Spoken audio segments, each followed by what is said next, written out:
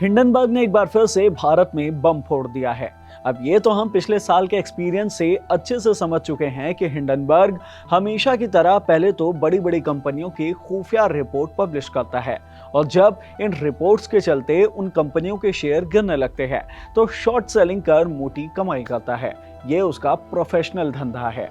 अब पिछले साल यानी कि जनवरी साल 2023 में हिंडनबर्ग ने अडानी को लेकर रिपोर्ट पब्लिश की थी और जब उनके शेयर के दाम गिरे तो शॉर्ट सेलिंग के जरिए हिंडनबर्ग ने एक झटके में करोड़ों रुपए की कमाई कर ली थी। और इस बार भी एक बार फिर से करीब 1.5 साल बाद हिंडनबर्ग ने अडानी और सेबी से जुड़ा एक और रिपोर्ट पेश कर दिया है और हो सकता है कि इस बार भी वो शॉर्ट सेलिंग के फिराक में हो और फिर से भारत से मोटी कमाई कर जाए।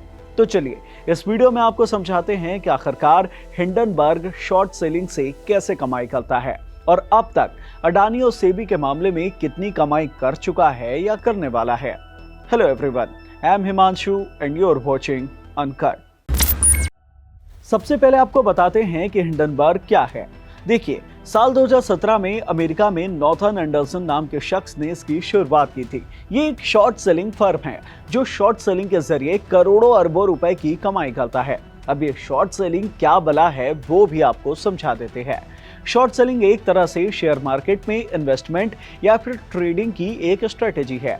इसमें सबसे पहले शॉर्ट सेलर किसी ब्रोकर से कुछ शेयर उधार में ले लेता है और उसे वादा करता है कि एक तय तारीख पर तय ब्याज के साथ वो शेयर लौटा देगा और फिर शॉर्ट सेलर वक्त और हालात देखकर जब उन शेयर्स के दाम बढ़ते हैं तो उन्हें प्रॉफिट कमाकर बेच देता है और जो पैसे आते हैं वो अपने पास ही रख लेता है और फिर शॉर्ट सेलर इंतजार करने लगता है उन शेयर्स के दाम के घटने का और जब दाम घट जाते हैं तो कम दाम पर उसे वापस से खरीद कर ब्रोकर को लौटा देता है और बीच के जो बचे पैसे हैं वो अपने पास रख कर कमाई करता है। अगर समझ में नहीं आया है तो रुकिए, आपको और आसान शब्दों में इसको समझाता हूँ। मान लीजिए कि कोई शॉर्ट सेलर किसी ब्रोकर से 10 रुपए के भाव से 5 शेयर उधार लेता है और फिर जब उस शेयर के दाम 15 रुपए हो जाते हैं तो उसे बेच देता है।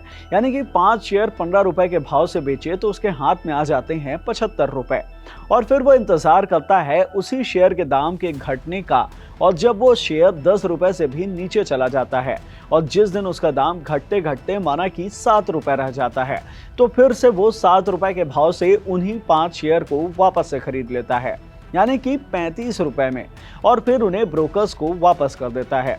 मतलब पहले वो शॉर्ट सेलर 75 रुपए के दाम से किसी और के शेयर को किसी और को बेच देता है और उन शेयर्स को वापस से 35 रुपए में खरीद कर उसके असली मालिक को वापस कर देता है और बीच में बचे 30 रुपए जो होते हैं वो उसकी कमाई होती है जो वो अपने पास रख लेता है। इसे ही शॉर्ट सेलिंग कहते हैं।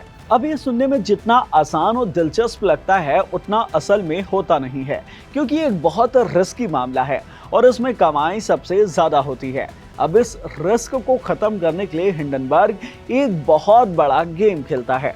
हिंडनबर्ग क्या करता है कि वो पहले किसी कंपनी की रिपोर्ट्स में, अकाउंट्स में, इन्वेस्टमेंट में या फिर इंटरनल या फिर उसके किसी भी मामले में अनियमितताएं खोजता है या फिर कुछ लूप होल निकालता है।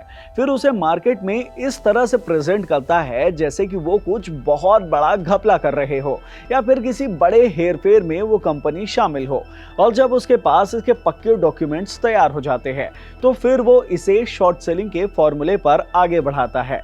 वो उस कंपनी के शेयर उधार लेता है और फिर उसे ऊंचे दाम पर बेच देता है और फिर कहीं जाकर अपनी रिपोर्ट मार्केट में फैला देता है और जब इस रिपोर्ट से कंपनी की बदनामी होनी शुरू होती है या फिर उनके इन्वेस्टर्स भरोसा खो देते हैं और शेयर सस्ते दाम पर बेचने लगते हैं तो हिंडनबर्ग वापस से उन शेयर्स को सस्ते दाम पर खरीद कर उसके असली मालिक यानी कि उन ब्रोकर्स को लौटा देता है जिससे वो उधार में लिया होता है और इस बीच अपनी कमाई कर लेता है। हिंडनबर्ग ऐसा ही कुछ अडानी के शेयर्स के साथ कर चुका है। जनवरी साल 2023 में अडानी ग्रुप के शेयर्स तेजी से ऊपर जा रहे थे, चाहे बात विल्मर की हो या फिर अडानी पोर्ट की या फिर ग्रीन एनर्जी की। अडानी की सभी शेयर्स काफी ऊपर जा रहे थे।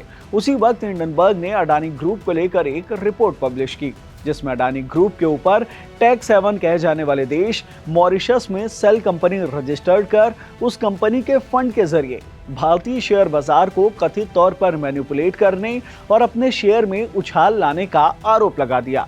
इस रिपोर्ट के पब्लिश होते ही भारतीय शेयर बाजार तेजी से नीचे आने लगा। अडानी ग्रुप के शेयर्स 85% तक नीचे गिर गए और गौतम अडानी को एक झटके में $60 अरब का नुकसान हो गया था। और इस नुकसान के बीच में हिंडनबर्ग, जिसने रिपोर्ट पब्लिश की थी, उसने शॉर्ट सेलिंग कर पहले ही दिन एक झटके में 33 करोड़ रुपए कमा लिए थे और फिर आगे और कमाई करते गया था।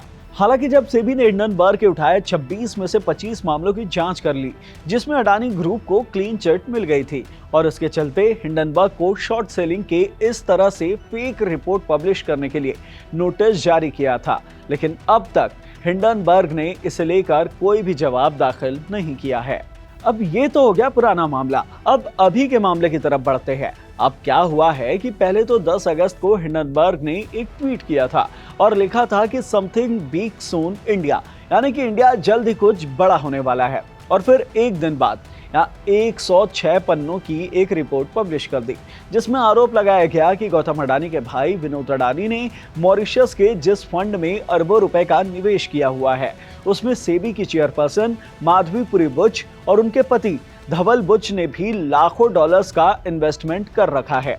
हिंडनबर्ग ने बताया कि जब माधवी सेबी की चेयरपर्सन बनने वाली थी, तो उससे पहले ही उनके पति धवल ने मेल करके उनका हिस्सा अपने अकाउंट में ट्रांसफर करवा लिया था, ताकि इस बात का खुलासा ना हो पाए, जिसे लेकर हिंडनबर्ग ने उस ईमेल की फोटो भी इस रिपोर्ट में शेयर की है।